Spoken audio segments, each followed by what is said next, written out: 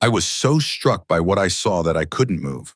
For a moment, the world seemed to tilt beneath my feet, as though reality itself had betrayed me. Was it an illusion? A trick of the mind? Perhaps only a nightmare, one so dreadful that it jolted me awake with my heart thudding violently. But a cold certainty informed me that I had not been sleeping. This was indeed the stark truth, dreadfully real and impossible to dismiss.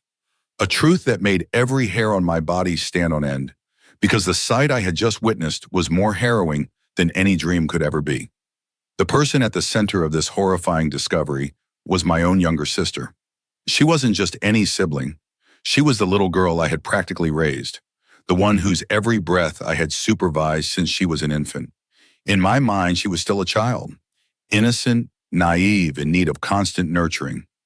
Yet that day proved how deceiving appearances could be. That day, she shattered my illusions so completely that it felt like my entire sense of security had been pummeled to dust. She had spun a web of deceit around me, taking advantage of my unguarded trust. And most agonizing of all, the person who joined her in this deception was none other than my husband, a man I had believed incapable of betraying me, a man whose integrity I once revered without question. For a long time, I foolishly dismissed every hint of unease as trivial. My husband and my younger sister seemed carefree in their interactions, so I figured it was normal for a brother-in-law to be kind and protective toward his teenage sister-in-law. The notion that their closeness might hide darker undertones never entered my mind. I wanted to see only the best in both of them. It had never occurred to me that boundaries might be crossing, that my sister's visits, which I encouraged wholeheartedly, could become a cover for something sinister. She would come to our home, sometimes daily, especially after I got married. She used to cry at our parents' house, missing me so much that my heart ached in sympathy. My husband insisted I invite her over as often as I wished, assuring me that her presence brightened our home. He would smile and say, "She is your sister, but she is also mine now. Let her come whenever she wants." His generosity moved me. I admired him for welcoming my family so warmly, and so I never questioned my sister's constant appearances, never asked for boundaries, never doubted the purity of their growing bond. A subtle sense of unease arrived only months later. I began to notice how they often whispered in each other's presence, only to stop talking the moment I walked into the room. Sometimes their voices would drop so low that I could barely make out what they were saying. If I joked about their secrecy, my husband would wave off my concerns or give a playful grin, saying it was nothing of consequence. But my unease continued to rise inch by inch until it gnawed at me day and night. Before long, I couldn't ignore an undeniable truth. His attention began to wane where I was concerned, drifting more and more toward her. She no longer acted like the same docile girl who used to hang on my every word. If I attempted to warn her about something, she would snap that she wasn't a child anymore, telling me not to treat her like one. I felt wounded by her sudden rebellion, but even more baffled by how my husband took her side in almost every disagreement. On top of that, they sometimes left the house together, supposedly to run errands or grab a quick snack, but they would return suspiciously late, and if I asked to come along, they would find excuses to keep me at home. Something was terribly amiss. Every instinct I possessed screamed at me to probe deeper, but a larger fear kept my lips pressed shut. What if the truth confirmed my worst nightmares? What if the very foundations of my life were about to crumble? I might not be able to bear that revelation. So outwardly, I pretended that everything remained the same as before, while secretly I resolved to watch them closely. Days passed without a breakthrough. Though their behavior made my spine tingle with suspicion, I had no concrete proof. Finally, I decided to track them in secret. One day, they set off together on my husband's motorcycle under the usual pretext that they were going for ice cream. As soon as they were out of sight, I hailed a taxi and asked the driver to follow. My heart hammered uncontrollably during that ride, an icy dread coiling in my stomach with every turn of the road. My mind conjured 1,000 possibilities, each more terrifying than the last. Maybe they were simply running errands. Maybe they were meeting mutual friends. Or maybe I'd find out something that would forever alter the course of my life. They traveled far beyond the familiar routes, eventually stopping in front of a small, obscure house. Panic pressed against my chest as I watched my husband lead my sister inside. They had told me countless times that they visited the park or local eateries, never mentioning a private residence in a lonely part of town. What could they possibly be doing here? Despite the overwhelming urge to flee, to unsee whatever waited inside that house, I ordered the taxi driver to wait and then slipped in through the slightly open gate. The place felt oddly deserted, no one visible in the courtyard or hallways. Yet I picked up faint voices emanating from a room at the back. My pulse thundered in my ears as I crept toward that door, which stood ajar. For a frozen moment, I hovered on the threshold, torn between running away and peeking in.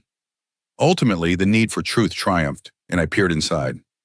At first, I saw multiple strangers, two men and a woman dressed in a manner suggestive of a formal function. My husband and his sister were seated side by side. She wore a partial veil, her posture strangely demure. In that instant, my mind struggled to absorb the scene. This was no casual outing. It looked suspiciously like a solemn gathering for a religious or legal ceremony. My stomach twisted in horror. What if this was a wedding? My sister was only 14. How could this be possible? My body reacted before my brain could catch up. Everything turned black, and I collapsed, losing consciousness. The last thing I remembered was my husband's face shifting into alarm as he jumped up and ran toward me. Then the entire world vanished into darkness. I woke up in a hospital bed, the harsh fluorescence of overhead lights making me blink repeatedly in disorientation. I felt an IV needle in my arm and a stiff ache in my joints. Confusion flared, but before I could voice a single word, I glimpsed my husband sitting on a chair at my bedside, his eyes filled with anxious concern. The sight unleashed a flood of conflicting emotions: betrayal, anger, heartbreak, and a flicker of relief that he hadn't abandoned me in my unconscious state. As soon as our eyes met, tears welled up in mine. I turned my head away, unable to face him. If he had truly been doing what I suspected, marrying my sister, what explanation could possibly justify such a thing? Yet his voice was gentle when he spoke. "I'm sorry," he said, leaning in closer. "You must have a million questions, but please, give me a chance to explain what you saw. It isn't what you think." A hollow laugh almost escaped my throat. How many times had I seen that phrase in films and novels, but never had it hit so close to home.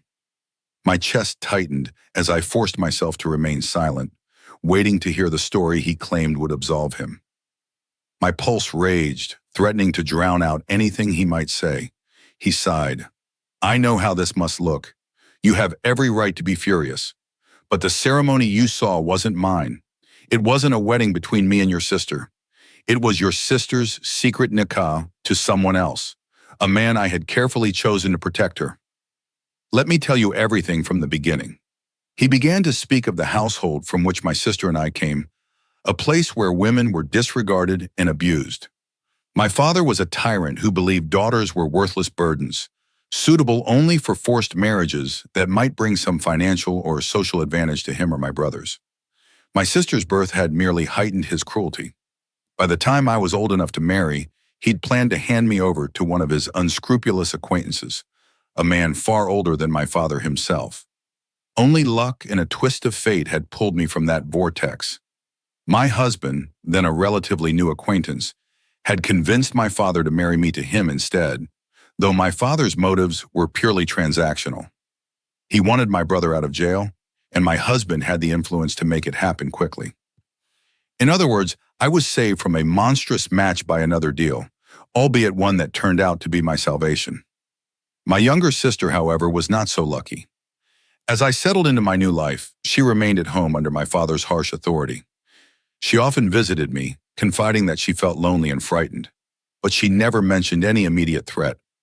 Little did I know that our father had already arranged her future with that same dreadful man who had once been promised me, an arrangement set to commence when she turned 15.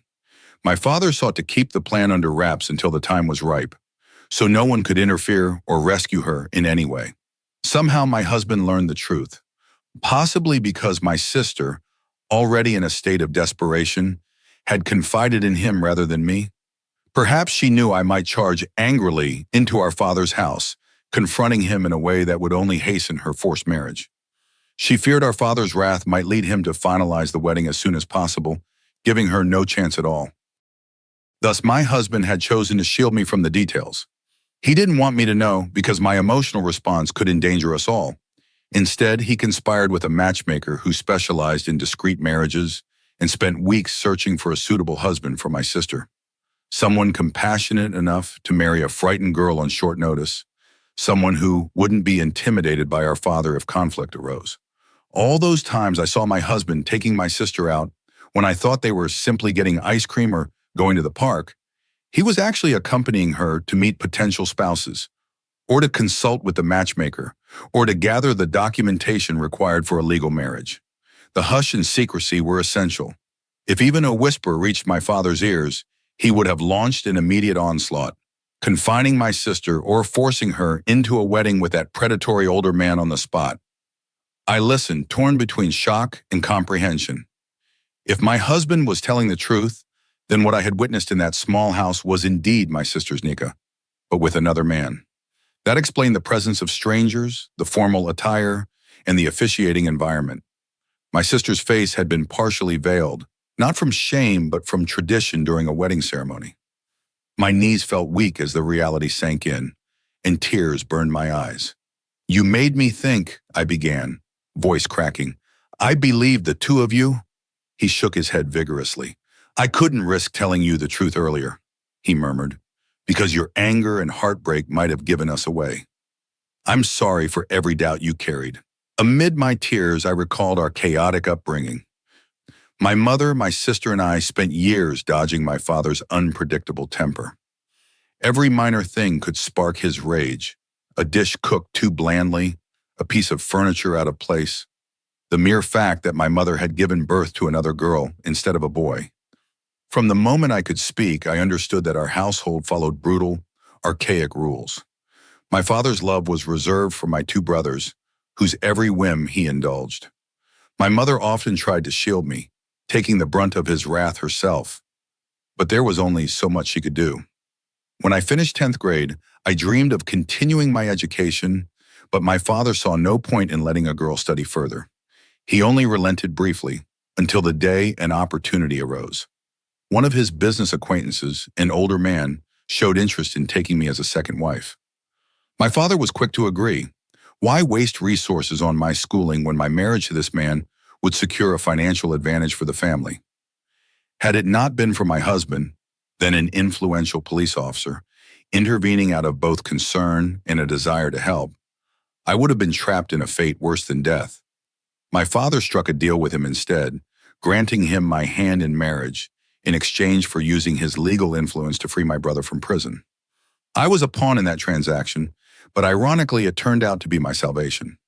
My husband gave me respect I had never known. He welcomed my sister's frequent visits because he recognized how lonely she felt. At the time, I considered him a saintly figure, too good to be true. Now, listening to his explanation of how he'd saved my sister, I felt both shame for my suspicions and relief that my terrifying assumptions were false. He described the mounting tension of recent weeks. My father was about to finalize arrangements for my sister's forced marriage. There wasn't much time left. The matchmaker managed to locate a promising suitor, a quiet man known for his kindness. My husband vetted him carefully, checking his background, reputation, and attitudes toward women.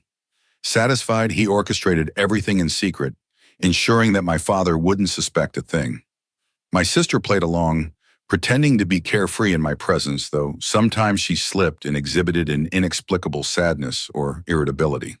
I had assumed her bad mood was directed at me, never realizing she was crumbling under the weight of her looming fate. Meanwhile, my father's suspicions grew. He noticed my sister's frequent absences, realized she was spending excessive time at my home, and began calling or sending my brothers to figure out what was happening. Each time, my husband lied, saying we had not seen her that day or that she'd only just left. The more elaborate the deception, the more convinced my father became that something was afoot. He started pressing our mother for information, yelling at her to reveal anything she knew. My mother, terrified, could do little but deny any knowledge. We had almost run out of time, my husband confided to me.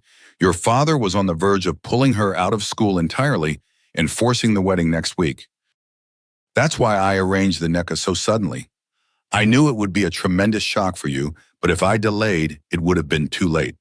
When he finished explaining, his eyes brimmed with regret. I hurt you in order to save her. I'm sorry. I clutched the bedsheet. My tears spilled uncontrollably. In my mind, I replayed the images of them slipping out together, whispering in corners, abruptly going silent when I entered the room. Every suspicious act finally made sense.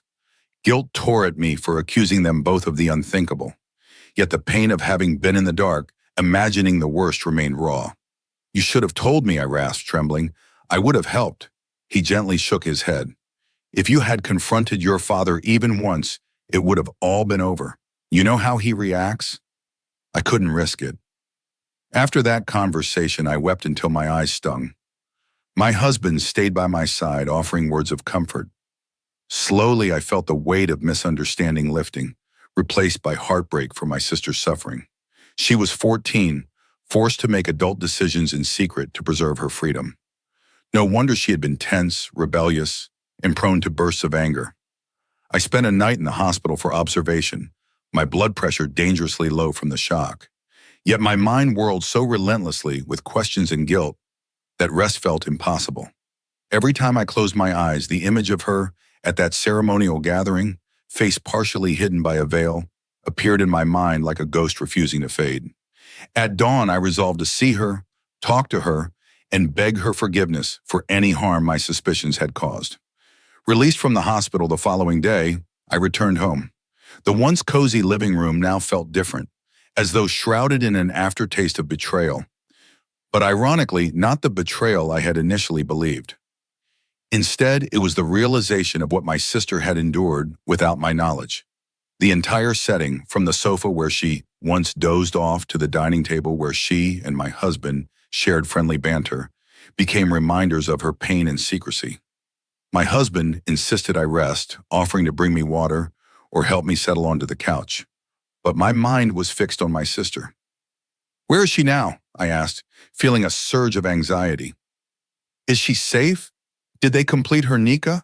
Or did my father find out? His expression softened. They completed the ceremony. She's safe. She'll be living in a different neighborhood, several hours from here, with her new husband. I spoke to them earlier. Everything went as planned. Though I nodded, relief was tempered by sorrow. My sister was officially married, away from us, an abrupt transition from child to wife. I remembered her as a tiny girl whose braided hair I would tie with ribbons, never imagining that one day I would learn of her wedding only in the aftermath. The following days slipped by in a haze of conflicting emotions. My father tried to barge into our house twice, demanding to see my sister, but my husband calmly refused, telling him he had no right to invade our home. Even so, my father suspected we were complicit in her disappearance. I trembled each time I heard his furious voice behind the door, but my husband's composed demeanor and official status as a law enforcer intimidated him just enough to keep him from acting violently. My mother called in tears, saying my father was threatening to disown my sister, to pretend she never existed if she didn't return. We told my mother only that my sister was well, that she was safe, but we gave no further details. Eventually, I managed to call my sister. The phone rang for an agonizingly long time before she answered. Her tentative hello nearly undid me. I sobbed, apologizing for doubting her and letting my suspicions fester. She let out a trembling breath, clearly on the verge of tears herself. Before I could form a coherent sentence, she told me how sorry she felt for pushing me away in those final days, for snapping at me, for complaining about my every request. She admitted she was so afraid I'd discover the plan and confront our father that she had no choice but to feign indifference or even resentment toward me. I listened, tears streaming, as she explained how my father had sealed her fate behind her back. She recounted overhearing phone calls about how, in a matter of months, she would be married off without her consent. Each night she cried into her pillow, wishing our mother or I could intervene, yet knowing we lacked the power to stand up to a man as unyielding as our father. My husband had been her only hope. He calmed her, promising to find a gentle, decent man who would shield her from our father's cruelty. When she finished, I could hardly speak. "I wish you'd told me," I whispered, voice thick with sorrow. A soft sob escaped her. "I couldn't. I've seen how you react when you're upset, Appa. You would have unleashed your fury on father. And then—" She paused as though the very thought terrified her. "He would have forced me to marry that monster immediately." Realization seeped in, mixing with guilt. Yes, that was exactly what I would have done. I'd have marched to our father's house and yelled at him in protest, inadvertently handing him the chance to accelerate his scheme. My sister's fear was valid. My unbridled emotions might have destroyed any hope of escape. She told me about her new husband, not a wealthy or powerful man, but someone quietly honorable, who treated her kindly and understood that she came from a difficult past. Their wedding had taken place swiftly, witnessed by only a few trusted individuals to minimize the chance of discovery. Now she lived in a small rented space, out of our father's reach. We cried together on that call, tears of relief, sorrow, regret, and hope.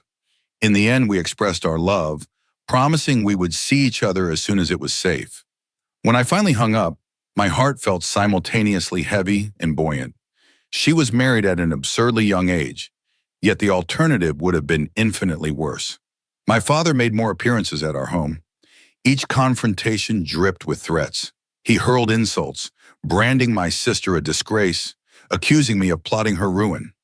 My husband stood firm, repeatedly warning him not to cross legal boundaries.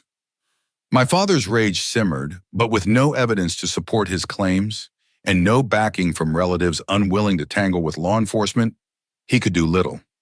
My mother tried to soothe him behind the scenes, though I doubted she could quell his mounting bitterness. He had lost face, something he cherished more than any family bond. Word spread among relatives. Some whispered that my sister had run off with a stranger. Others assumed she was in hiding or possibly living with me in secret. We fed no rumors, offered no clarifications, which only made the gossip grow. My father refused to speak openly about it, mortified by the notion that he had been outsmarted by a 14-year-old girl.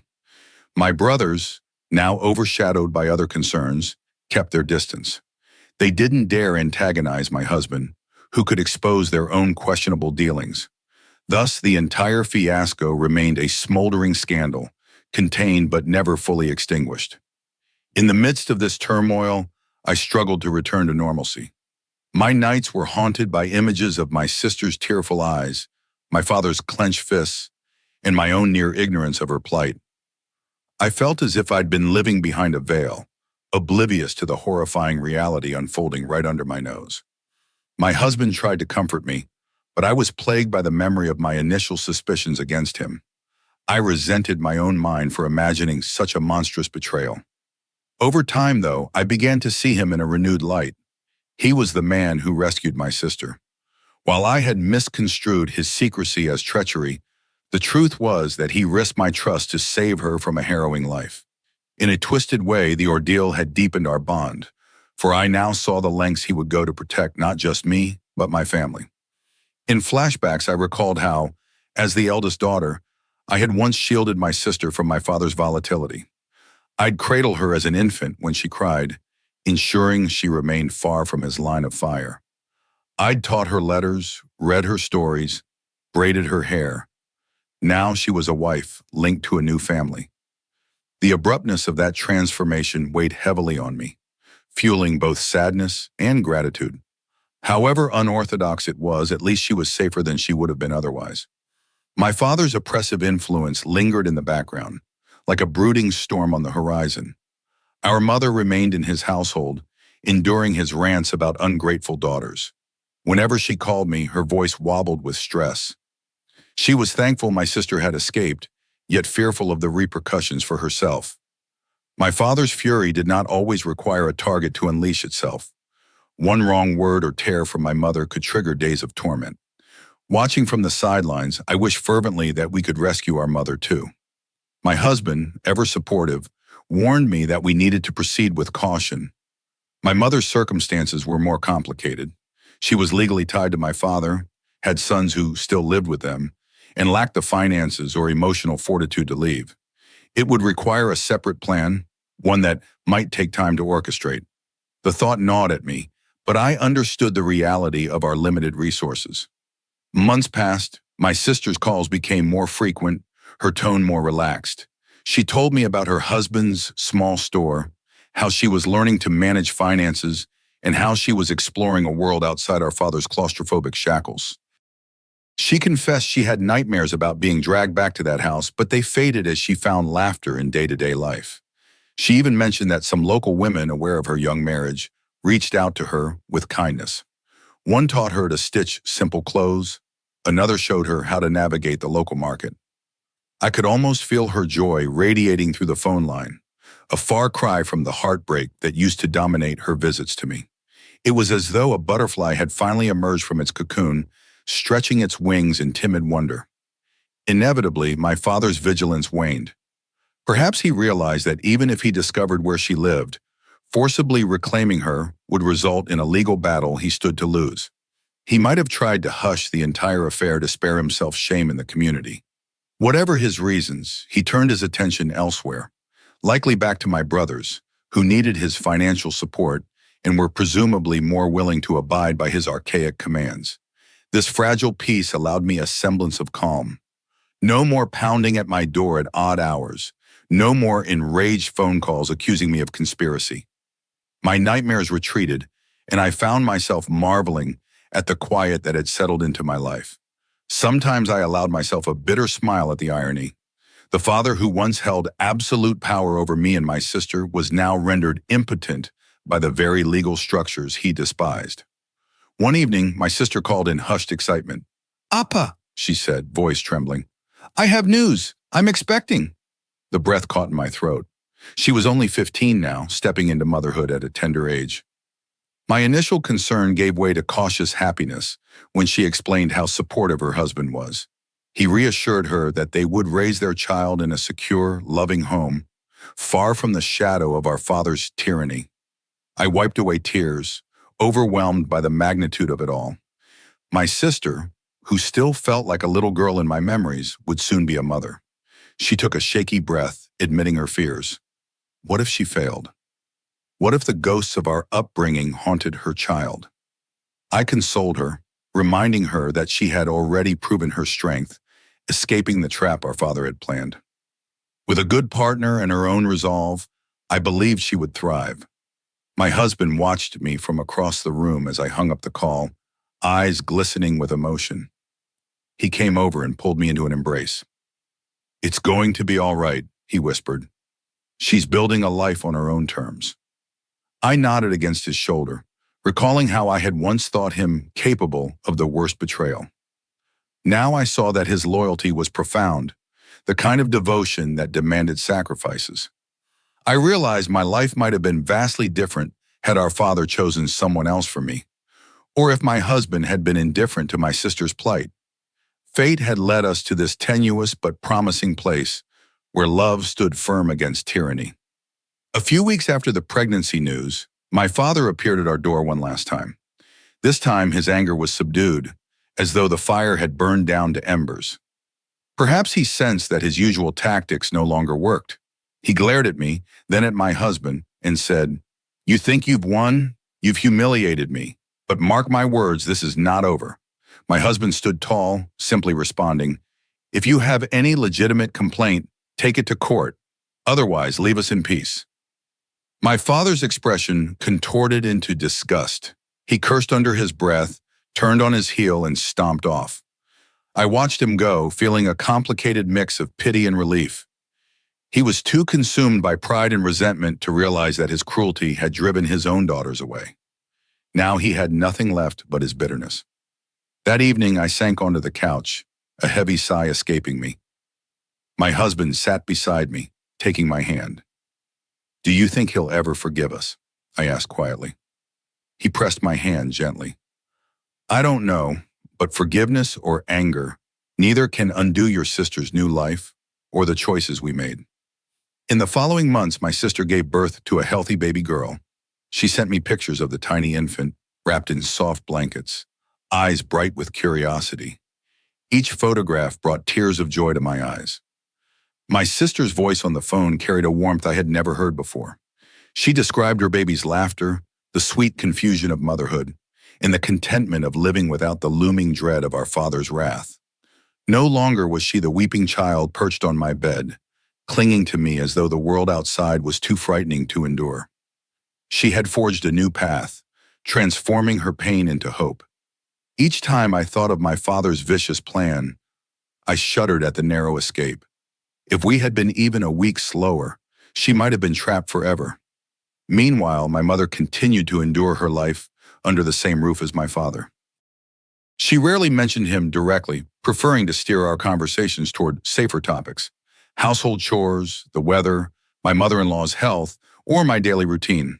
She expressed longing to see my new niece, but understood that revealing my sister's location could spark another wave of violence. I toyed with the idea of rescuing her too, but each attempt to discuss it ended with her polite refusal. She insisted she was too old to start over and that someone needed to be there for my father, if only to manage his deteriorating temper. It pained me, but I had to respect her decision. Perhaps in time she would gather the courage to leave. For now, she seemed resigned. Life for me eventually found an odd equilibrium. The illusions of betrayal that once tormented me had faded, replaced by a deeper understanding of what true loyalty looked like. My husband's role in saving my sister had tested my trust, but it also revealed the depths of his compassion. Our marriage grew stronger in the aftermath of that crisis.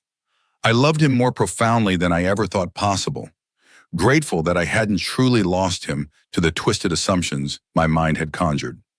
My sister, though physically distant, felt closer to me than ever in spirit. We spoke regularly, sharing details of our daily lives. She recounted her baby's milestones: a first smile, a tiny hand clutching her finger, the soft cooing that filled her home with warmth. Each anecdote felt like a victory over our father's tyranny, as if each giggle from her child was an affirmation that we had broken the cycle of oppression. Some nights I lay awake recalling the agonizing suspense I'd endured, the hushed whispers between my husband and the sister, the guilt I felt for shutting my eyes to obvious red flags, the shock of discovering them in that small house. No doubt those memories still stung, yet they also reminded me of how far we had come. My father's power, once insurmountable, had cracked under the weight of our resolve. If he had succeeded, my sister would be in the clutches of an older man who valued her as nothing more than a pawn for his own gain. Instead, she had a new family, one that treated her as an individual worthy of respect and love. I thought, too, of the many young girls in families like ours who might never find a champion like my husband. How many had resigned themselves to silent misery? How many languished under fathers or husbands who saw them as property? Each time the thought surfaced, a spark of determination flickered within me. Perhaps I could share our story someday, offering hope or guidance to those who believed they had no escape. In the meantime, I immersed myself in volunteer work, visiting a small community center focused on women's welfare. There, I met others who had experienced similar oppression. Their stories resonated with me. I understood their tears, their shame, their helplessness. More importantly, I recognized their capacity to fight for a life of dignity.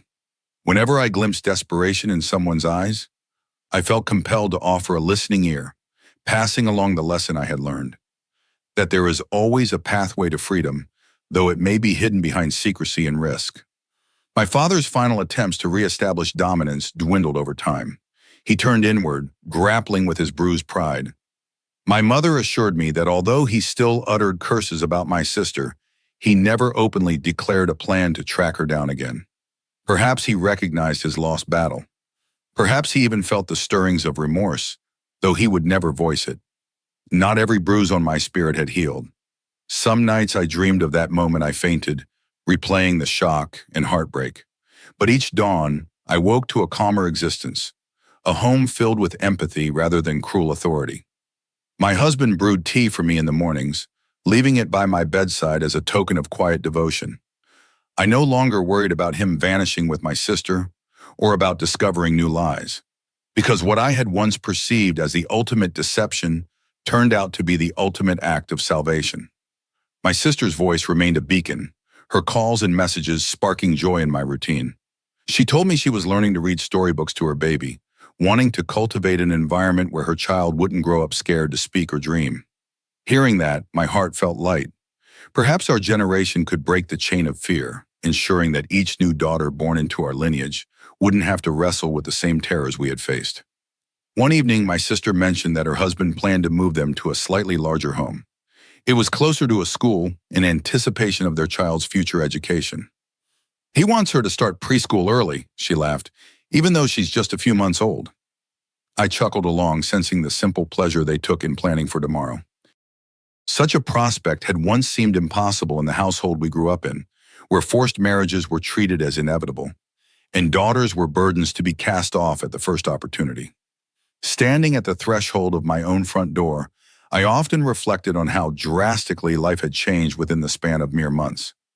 I was no longer consumed by dread.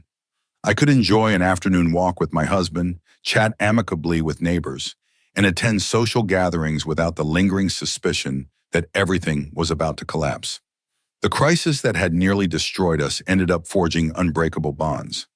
I had a newfound resilience, an awareness that illusions could be deadly, yet also that discovering the truth, however painful, might pave the way for real freedom. Yes, I still grieved for what my sister had endured and for what my mother continued to endure, but I cherished the knowledge that at least one of us had escaped our father's inescapable grasp. My sister's blossoming happiness comforted me in ways I couldn't articulate. It was proof that love and decency could flourish, even in the bleakest environments. Sometimes I pondered my father, whether he felt any regret, any sorrow for the way he had treated us. Perhaps deep down he wrestled with guilt over forcing me into near slavery before my marriage to my husband, or for trying to condemn my sister to an equally grim fate. Or maybe he slept soundly each night, convinced that we had betrayed him. Either way, he had no power to reclaim us now. The illusions he spun about male dominion in our home had been pierced forever. And so the story reached an open-ended conclusion. There was no grand reconciliation with my father, no magical transformation of our mother's circumstances. But there was hope. Hope in my sister's laughter as she raised her child. Hope in the unwavering support of the man who stood beside me through every storm. Hope in the shimmering possibility that perhaps one day my mother might decide she'd had enough of that house and call me for help. If she ever did, I would answer without hesitation. In the end, I learned that trust is fragile, yet it can survive unimaginable tests if the underlying love is genuine. My husband showed me that even in a world riddled with cruelty, one person's compassion could save a life. My sister demonstrated that bravery isn't the absence of fear, but the choice to act despite it.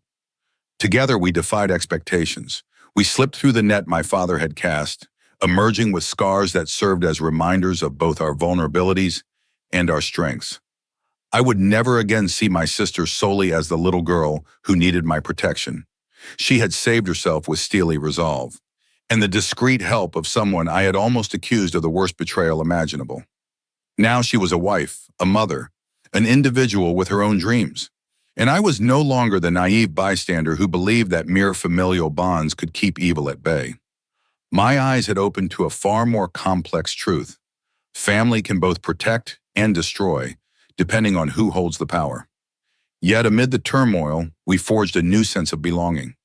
We replaced secrecy with understanding, illusions with honesty, and fear with cautious optimism. It wasn't a fairy tale victory, but it was enough. Enough to assure me that the shadows of my father's tyranny would not extend indefinitely. Enough to let me breathe freely in my own home, content in the arms of a husband who had proven his worth more than any vow or gift ever could. Enough to let my sister's child grow up with unshackled laughter, never needing to know the terrors that once defined our lives. That was how I learned the difference between betrayal and sacrifice, between suspicion and truth. My sister's wedding had not been a dark scandal, but a beacon of escape. My husband's clandestine actions were not the seeds of disloyalty, but the heroic gestures of a man who placed our family's well-being above his own comfort. And so our story became one of redemption, of illusions dispelled, of a father's plan thwarted by unity. Though pain marked every step of the journey, the outcome offered a chance at genuine happiness. Happiness free from our father's toxic grasp. If any lesson remained after all the tears, it was that we women could stand resolute, even when our hearts quivered with fear, and that love often required courage beyond measure. In that realization, I found peace. For my sister, for myself, and for every generation of daughters yet to be born.